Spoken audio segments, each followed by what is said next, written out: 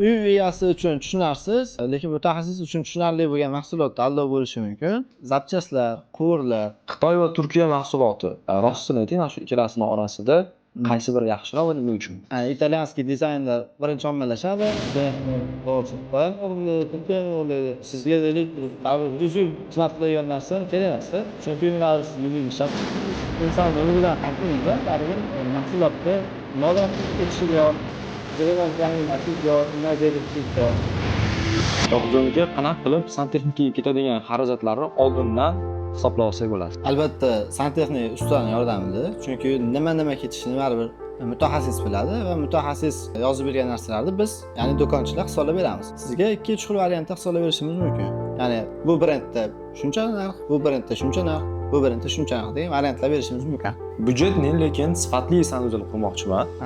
Pulni nimadan tejasam bo'ladi, lekin nimadan tejamasligim kerak. Aslida sifatli sanuzel qilmoqchi bo'lsangiz, albatta puldan tejamasligingiz kerak, lekin byudjetliroq qilmoqchi bo'lsangiz, funksiya bajarmaydigan oddiy detallardan tejasangiz bo'ladi. Ya'ni misol uchun sochiq ilgich, sovun qo'ygich, bo'lmagan ilgichlardan tejasangiz bo'ladi. Ularni misol uchun bir xil funksiya bajaradigan nisbatan arzonrog'ini qo'ysangiz ham ishlab beraveradi. Lekin nimadan teja bo'lmaydi? Smesitildan teja bo'lmaydi, chunki u ishlaydigan va buzilishi mumkin, buzilish ehtimoli bor va yillar davomida sizga har kuni qulay dush qilishingiz uchun vazifa bajaradigan mahsulot bo'lgani uchun smesitildan teja bo'lmaydi. Qanaqa qilib usta menga noto'g'ri mahsulot tavsiya qilayotganligini tekshirsam bo'ladi? Ko'ziga qarashingiz bo'ladi. Albatta, bir kishini fikriga qarab qolmaslik kerak. Siz agar ustani bergan maslahatini tekshirmoqchi bo'lsangiz, yana bitta santexnik ustadan yoki bo'lmasam tajribali do'konchidan maslahat so'rab ko'rishingiz mumkin. Chunki o'sha ikki kishini fikri bitta joydan chiqsa, aniqki bu ma'qullangan variant bo'ladi. Xo'p, o'zim santexnikaga tushunmayman, lekin uyimda santexnikni ishini tugatgandan keyin buni ishini sifatini qanaqa qilib tekshira olaman? Ishini sifatini albatta, misol uchun ataplayni bo'lsa, isishidan tekshirasiz. Sifatli xizmat ko'rsatgan ustani ishida o'sha tezda isib, siz aytgan, siz ko'ngillagan effektni beradi. Yoki masalan nosoz sistema qilingan bo'lsa, isimay qoladi. Sanuzel mavzusida bo'lsa, shu suvlarni ochib, arizonlarni ishlatib, isishini, suvlar hamma yog'dan to'g'ri chiqib turganini, hech qayerdan tomchilab oqmay turganini qarab turib tekshirib olasiz. Bozorda santexnika sohasida eng ko'p aldov qanaqa mahsulotlar ustida bo'ladi? Demak, aldov bo'lgan narsa bu uy egasi uchun tushunarsiz, lekin mutaxassis uchun tushunarli bo'lgan mahsulotda aldov bo'lishi mumkin. Ya'ni bu nima deydigan bo'lsangiz, zapchastlar, quvurlar, mana shunda agar aldov bo'lgan bo'lsa, shunda bo'lishi mumkin. Xitoy va Turkiya mahsuloti. Rostini ayting, mana shu ikkalasining orasida qaysi biri yaxshiroq va nima uchun? Endi qaysidir davlatning mahsuloti sifatli, qaysidir davlatga sifatsiz deyish o'zi aslida noto'g'ri. Chunki Xitoy davlatida ham sifatli mahsuloti bor va buyurtma asosida arzon mahsulotlar chiqarib beradi Xitoy. Misol uchun, nuqtai nazardan qaraydigan bo'lsa, davlat miqyosida taqqoslash menimcha noto'g'ri. O'zi santexnika sohasida qaysi davlatlar birinchilikda turadi? Italiyami, Turkiyami, Xitoymi? Endi bu aniqki Italiya turadi. Chunki birinchi navbatda italyanskiy dizaynlar birinchi ommalashadi, keyin to'g'risi Xitoy ham o'g'irlaydi, Turkiya ham o'g'irlaydi. Bu faqat endi dizayn emas, sifatda ham biz o'zimiz ko'ramiz.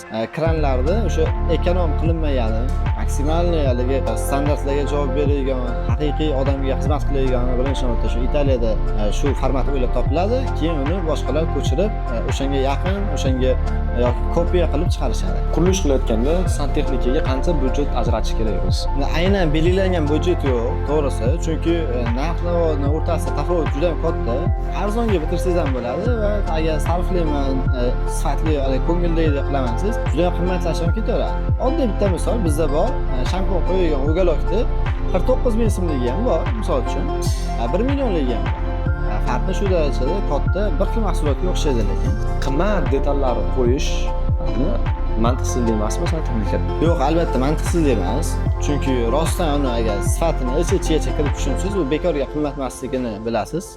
Nimagaki, misol uchun o'sha shampun qo'yganda, u 1 millionligini xom ashyosi latundan, xuddi mana semisetilga ishlatilgan xom ashyodan ishlatilgan bo'ladi. Odatda boshqa ugaloklar unaqangi xom ashyodan ishlatmaydi. Bu latundan tayyorlangan xom ashyo, ustiga berilgan uni rangi, bu hammomda suvli, bug'li joyda u rangini o'chib ketmasligi, u keyin uzoq yillar misol uchun zanglamasdan xizmat qilish uchun albatta qimmat bo'lishi o'ziga xos narsa hisoblanadi. Demak, sifatga bog'liq bo'lyapti. Shunaqa.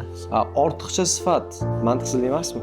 Ortiqcha sifat mantiqsizlik bo'lishi mumkin. Qaysi holatda sizga deylik baribir 100 yil xizmat qilayotgan narsa kerak emas-da. Chunki uni baribir siz 100 yil ishlatmaysiz. Sababi insonning umridan qat'iy nazar baribir mahsulotda modasi o'tishi bor. Siz remont yangilashingiz bor, undan zerikishingiz bor. Demak, oshiqcha sifatda ham yaxshi demayman. Qanaqa qilib jo'mraklarni sotib olmasdan turib, ularni sifatini ajratib olsa bo'ladi? Hop, smesitillar nazarda tutyapsiz, tushundim. Ya'ni bu borada ishi tushmagan odam uchun qiyin, to'g'risi. Aytganimizdek, tashqi ko'rinishi bir xil, faqat rangida yoki shaklida farqi bor xolos. Buning uchun endi aynan sizga mutaxassis maslahati kerak bo'ladi va ishonchli konsultatsiya kerak bo'ladi. Qanaqa qilib kichkina tor hammom sanuzellarini kengroq qilib ko'rsatsa bo'ladi?